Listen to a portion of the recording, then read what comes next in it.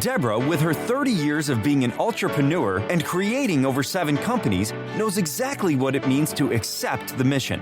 When you make that decision, when you accept the mission to become a solopreneur, to take yourself and your talents to market, then you embrace a life of not only unlimited possibilities, but also the unknown. It's an elixir of fear and bravery that only someone who's taken the leap really understands. On our show, Deb digs deep with her guests to highlight what you, the listener, wants to know. The stories, the whys, and the hows to navigate the journey to success. Get ready to hear from some of the most incredible mission takers from Generation Z to Boomers. So sit up, perk up, and get ready to be blown away. Now here is your host, Deborah Drummond. Hey, welcome back. I'm so excited. Hopefully you just finished watching or you watched last week. Myself and Ramin coming on board to give you guys some nutritional tips, exercise tips. If you are already at an optimum state or you think you're at an optimum state, the information that Ramin is going to share, because honestly, he's helping me get ready for this incredible trip across Ireland. He's helping me and he's helping Kareem.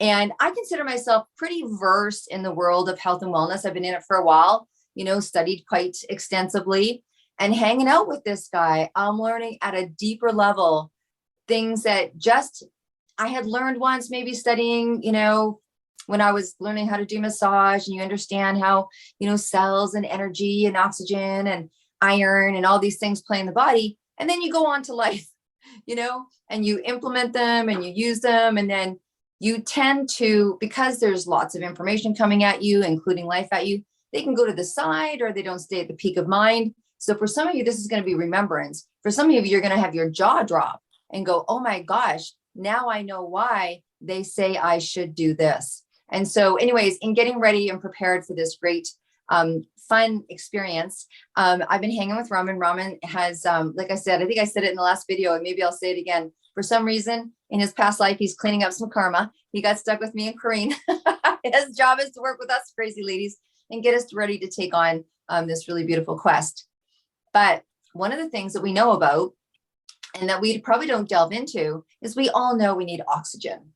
So we talked a lot about, oh my gosh, such a great basis of cellular level information in the last video. We're now going to talk about oxygen because we know we need some, and how does oxygen work a little bit, and how can we get more or get oxygenated even better?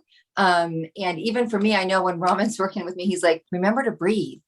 For me, I know breathing is important. I know oxygen is important. But for some reason, when I start thinking about things or learning about things, I catch myself catching my breath. Not a good thing to do. And I'm going to even be more conscious of it after today. So Ramin, thank you for coming on and doing these, nutritional health tips for people, because it's so important. And can you please share with us why we should care about oxygen? Hello, good morning again. I hope everyone enjoying this beautiful day.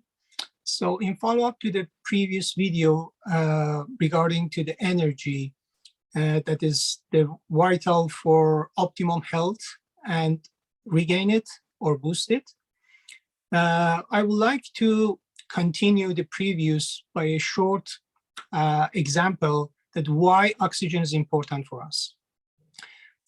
Speaking of the energy, we know that we get our energy from metabolic reactions from the food, or harvesting the food energy and convert it to the usable form of the energy in our body. So that being said, we cannot use the glucose directly, and it must be converted to a form that it would be able to utilize in our body. So I'm going to give you an example because it's very similar understanding or similar concept of the burning, that the oxygen play an important role in the burning. If we consider the internal combustion engines, so the engine is unable to utilize the gasoline directly as a fuel, and it must be combined with the oxygen and ignite with the spark to create an explosion. That explosion run the cylinders up and down to create that running the engine. So releasing the energy is a chemical contract between the fuel and oxygen. So availability of the oxygen makes it happen that engine harvests the energy stored in the fuel. Exactly same thing happening in our cells, in our body. That's so good. That is so good. I love that analogy, right? Sorry, I didn't mean to interrupt you. People can think, oh, Deb, you're interrupting all the time. But no, it's so good. As, that's such a simple way to look at it, how you need it. Because, when people, if you're saying to me, you should breathe more, or people like, you should breathe more, or you should pay attention to oxygen. You don't put it together because it's like, that you should be, not eating late at night, but here you are having popcorn. You should be, but sometimes you don't realize the function of something. You need it to breathe. I mean, oxygen would be a problem if we didn't have it. But when you put it together like that, where it's like the energy is not going to kick in unless this reaction happens within the body, just kind of drives it home, doesn't it? Correct. Yeah. So that being said, the oxygen is most important nutrient for our health, for our being alive, and do the basic functions and also survival. Most people fail to breathe completely and efficiently, that it causes the many problems and symptoms down the road in their life. So to maximize the oxygenation, we need to pay attention for both factors, for breathing deep enough and also in the right frequency. Also, there's another important thing is how we're going to deliver the oxygen from our lungs to the cells to be able to use for energy production, or burning the oxygen to release the energy in our cells. There is another nutrition's micro or micro required to be available for such a delivery. The hemoglobins in the red blood cells that are kind of proteins have this duty to deliver the oxygen to the cells, but also the availability of the iron, vitamin B12, folic acids, and unprocessed omega-3, omega-6, and 9 essential fatty acids is very important to do the job, Okay, so stopping there a little bit. Okay, so now we know that there's this delivery system that helps, and you're talking about iron, and you're talking about B vitamins, and you're talking about other things. So people can kind of start to put it together. Like, it's almost like fuel to the fuel. It's like how this gets delivered. So just stopping there a little bit. And I know you're going to go into it, being able to, or maybe I don't want to cut you off too soon if there's more information on that, but where can people, get this? Like, is this where supplements come in? Is this where exercise, deep breathing? Like, what are some of the ways that people can obviously exercise? I mean, this is your forte, right? But again, maybe I've cut in too soon, but it's very interesting to see the elements needed to have this oxygen work at its optimum. And here, most of us just think oxygen is just breathing in and out, or I remember when oxygen was like people, you could go and you could breathe in oxygen, and it was like, there was a big wave. I don't really see it anymore. Of people had these places you could go and you could breathe in oxygen. Do you remember that? Those oxygen tank places? I don't see them around anymore. I don't know why, but so now we can start to begin to see how important it is to take care of what's needed to deliver that. Because, and then we talked about energy in the last video. I mean, really, to have energy, you have to be breathing and have a good sense of oxygen. And where does that come from? And how can we do that? Absolutely. You mentioned in most of the important titles in this regards, but Yeah. I'm going to complete it with a few words. Let's start with the intake. Okay. So the most problem starts when there's a myth that we just need, we have to get nutrition as we need it.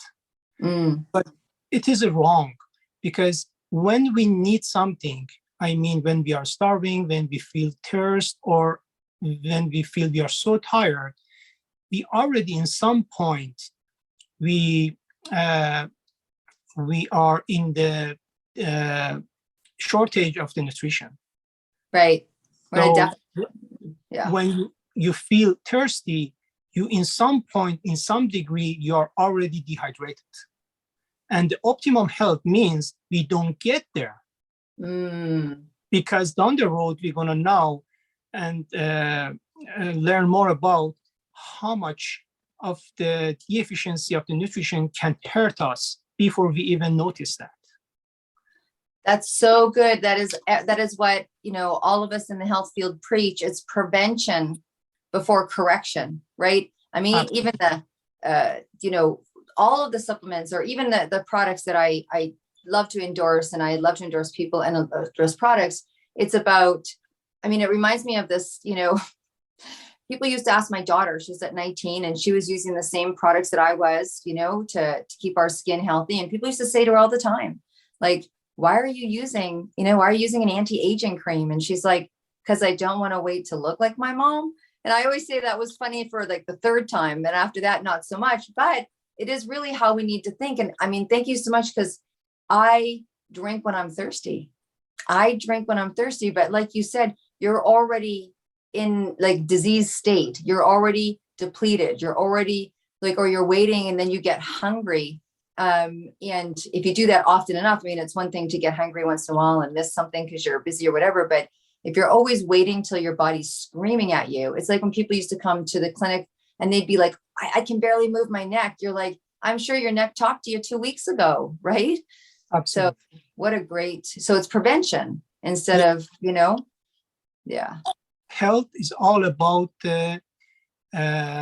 prevention, to boost, to get the max, not for regain, not for correction, not for going down and find out is wrong and go back and forth, waste the resources, your life, your time, your money, and everything. Right. So I'm going to share you with the important fact about the relation between the oxygen and the cancer. But before that, I want to answer your previous question regards the how these deficiencies happen. Okay.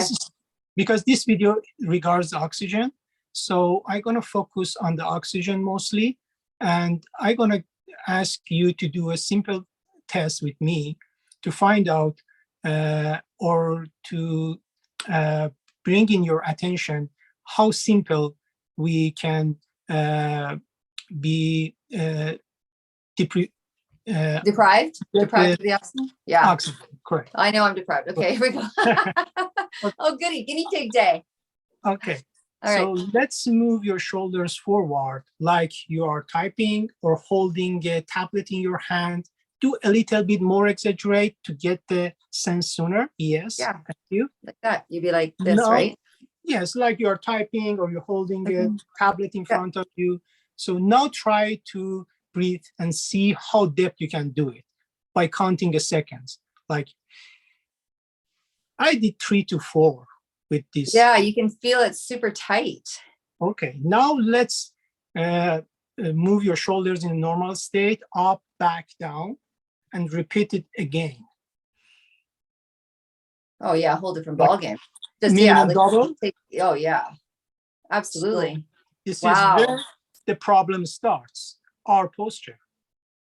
Sitting, these modern daily life, or even some sleeping habits in the sides do the same thing.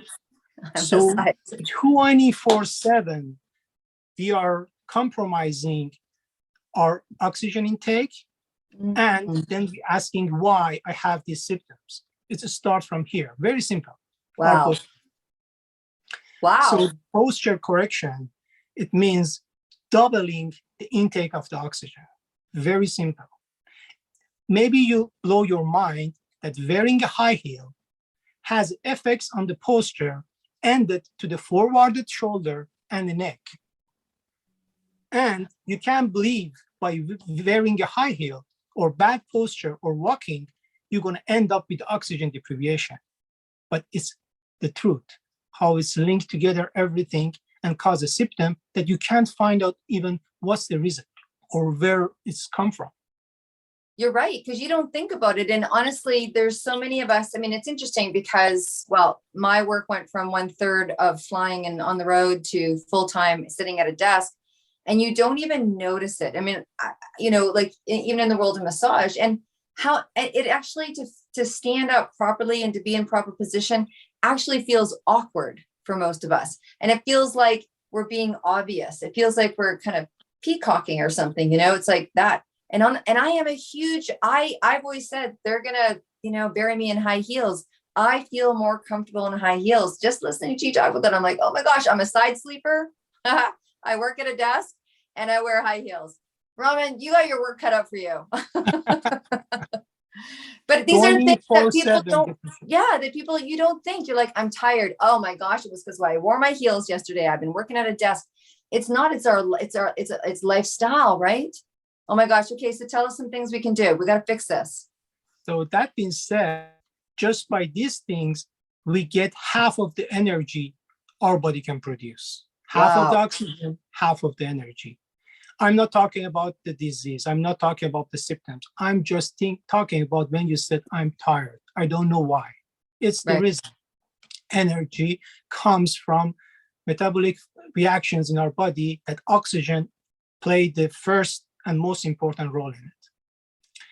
And the second, as you said, that in regards to transport the oxygen to the cells or tissues, the importance of the available nutrients in the form of the supplements or something, we said how we can help that. Absolutely. Yeah.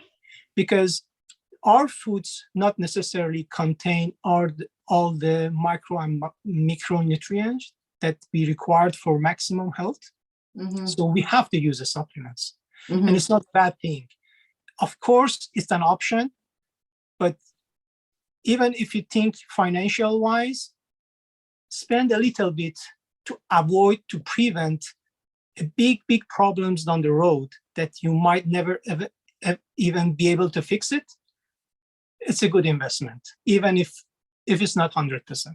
If I stand on a soapbox every day and tell people that this body that you have is the most important piece of real estate ever. So if it comes to renovating your body versus renovating your bathroom, please make the right choice. People go to stores and they buy pillows or new chairs for the patio because it's the summer, but they're not going to spend money on their brain or on their back or on their nutrition. And I'm just like, people, there's a problem here. Like, do both. You know what I mean? I mean, do both. But at the very least, you are your most important piece of real estate, because honestly, I've seen it a million times, especially when they brought me into the bank. These people had everything they wanted and they couldn't travel. Like, what's that about? Or people living with certain conditions and not living in optimum health, and it affects everything, including their mood. And then, you're tired long enough, you get depressed. You can't travel, you get depressed. You can't pick up your grandkids, you get depressed, right? So this is a very serious piece of information. Yeah. Very true. Very true. It's the only investment that I can guarantee you would never regret it. If you have all, if you have all the world, if you have all the wealth, and you have a serious disease, you wouldn't be able to enjoy it. You gave the example. But if you have optimum health, mental, mind, and soul, you can gain anything in the world as you did in past. You can redo it more again and again and again. Yeah. So it's very important. So let's go. Yes, according to the supplements, as I mentioned, the iron, vitamins B12, folic acids, the omega-3, 6, all the essential fatty acids, including the omega-9, are important to help those transport and absorption. Awesome. But another important thing is the heart rate. So to deliver all those good stuffs to your body, most importantly, oxygen, you need the strong heartbeats, regular heartbeats, 24/7. And for do so, you need the healthy and a strong heart. And to get there, you need to do the cardio on the daily basis. And when you're doing the cardio, not only you make your heart healthy and strong, but also you intake more oxygen and deliver to the cells in trillion quantities that might, in some point during the day, you didn't did well, or there is some point of oxygen deprivation. By doing the exercise, you can fix it because you increase the heart rate, you push more oxygen in your blood, and transport the oxygen to the cells that being needed. So I just want to ask a question here, because exercise can be such a varied thing for people. Obviously, I'm doing the best that you can with as much as you can. And then I've read articles where they're like, women need to do 20 minutes at least 3 times a week. Men need to do, not as much. There's all sorts of things that we've read. So is there anything just, getting your heart rate up and holding that heart rate for a certain amount of time? Is there some kind of information you can give us about that? Sure. It's a very, very good question, that how we can measure where is our heart rate and which heart rate is good for cardio. Right. So to answer these questions, I have to mention it's a 1, 2 or other day cardio is not enough to maximize your heart health. Something better than nothing. If you are so busy that you can't do it every day, it's good if you do it 2, 3, or even 1 times per week, but it's not really do anything magical for you. Right. So I'm going to change this vantage point to do what is more important than your health. How much your health or your head worth it? Right. Is it worth it 45 minutes dedicated to cardio or no? If you think your head worthy for that, please put in your daily schedule 45 minutes fast walking.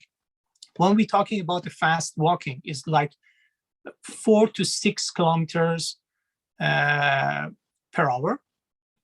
That you can measure a distance that fits in this range and do it in 1 hour. Your heart rate should be reached to the 120 to 140 range, depends on your age, your gender, and your athlete level. So sedentary people would have more heart rate range than the athletes.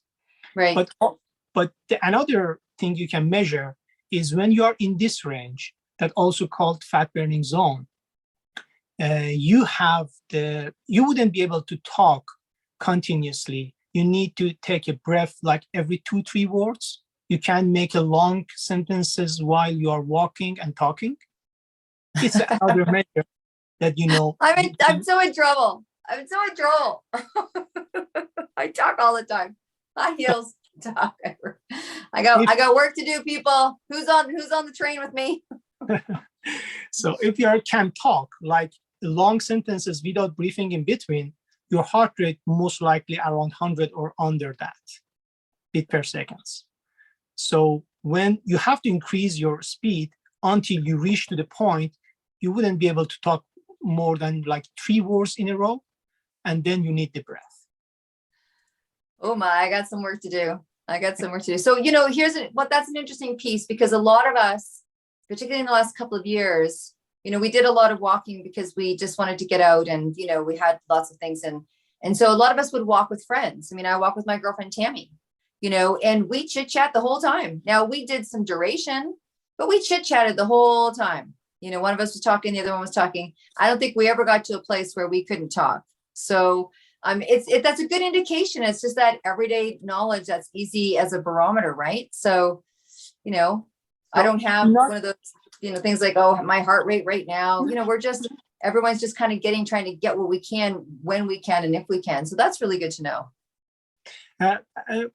I didn't say that you wouldn't be able to talk, because then your heart rate should be right in range of the 170, 180 beat per second. Oh, wow. And it's too much for walking. It should be you run to get there. But I'm saying 3 words, max 4 words in a row without breathing in between. Right.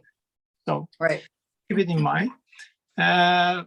Yes, I think I answered some of your questions. Absolutely. That's great information to take in and just start that adaptation, right? So I think, again, the more information that we know, and look, this is just a piece of what you know. I mean, you are a plethora. It's like you're an encyclopedia of knowing all of these things. And I know that, I mean, we work one-on-one together. And the nice thing is that, you know, you're kind of giving me the information based on my lifestyle, and we're working it in, you know, in increments to get us to where we need to get it to go. You know, I have a particular goal in mind, but really the goal, whether I'm raising money or not raising money, is kind of raising my body's level of health. And as someone who is, let's say, you know, on the other side of 5, let's just go there. I don't know about anybody else, but I think it's pretty common knowledge that the more we get wiser, I'm not going to say older, I'm going to say the more we get wiser, it's harder. Like, it's harder, and the demands of life are different, you know, like whether we're in the peak of our career or what have you. Like, I can't do what I used to do. You hear that all the time. I can't do what I used to do. So the body is also having its own experience from being on the planet for a while. And it takes a little bit more dedication, for sure. That's what I find anyway. So the more information that can instill in us to do the right things at the right time is so important. But I mean, I've always been a believer in working with someone personally like yourself, not just in a situation like this. I mean, everything, because it's you and you, you know, I mean, it's you and you. Like, that's kind of mostly what we're up against, particularly when we want to make changes. So, well, I'm looking forward to our next class. I know that we're going to talk about, I need to sharing one more topics regarding the relation between the oxygen and the cancer before we finish this video. Oh, fantastic. And thank we might blow our minds in some point, that bring more curiosity about learning about oxygen, or pay attention to have a deep breath and right frequency to support our health or boost our health, or in the worst case, regain it. So one of the most important things to understand about the cancer, or the fact behind the cancer, is that there is one and only one primary mechanism that has ever been proven to trigger a normal human cell to cancerous, is the oxygen deprivation. Wow. So that poster, that 24/7 compromising the oxygen intake, can end up to serious problems like the cancer. Cancer, above all other disease, has countless secondary causes, of course, but the prime cause of the cancer is replacement of the cellular oxygen respiration by a fermentation of the sugar. So when you don't have enough oxygen in the cell, put the cell in a position, in the situation that the fermentation of the sugar replace it with the oxygen in the chemical boundaries. And it causes serious problem for the cell that can end it to the cancer. And when it starts, make it control, it will not be easy. Wow. So the only, wow. So I'm kind of, that's pretty shocking. And I don't know why I didn't know that. There's two things, but so having oxygenated cells is a considerable form of preventative health, right? Absolutely. Absolutely. So it stops the fermentation? Is that? No. When there is a shortage, lack of the oxygen at cellular level, right, it makes the cell crazy by happening those chemical bonds. Okay. From the fermentation of the sugar. Okay. So it's another reason we don't want too much sugar in our blood. but there is a much more causes than that. We're gonna talk about it later. Wow. So, Well, that's a powerful note to end on. So if that would inspire me, I think they call that a cliffhanger in soap operas, right? So thank you so much for that. That's a big one to sit and think with, and that should inspire you. Honestly, I would just be calling you. So okay, so until next week, everybody, thank you. Thank you, Ramin, for sharing so generously of your time and your knowledge, because you're clearly an expert in this, and that's, it's just so generous of you. So thank you so much. And everybody, we will see you again next week.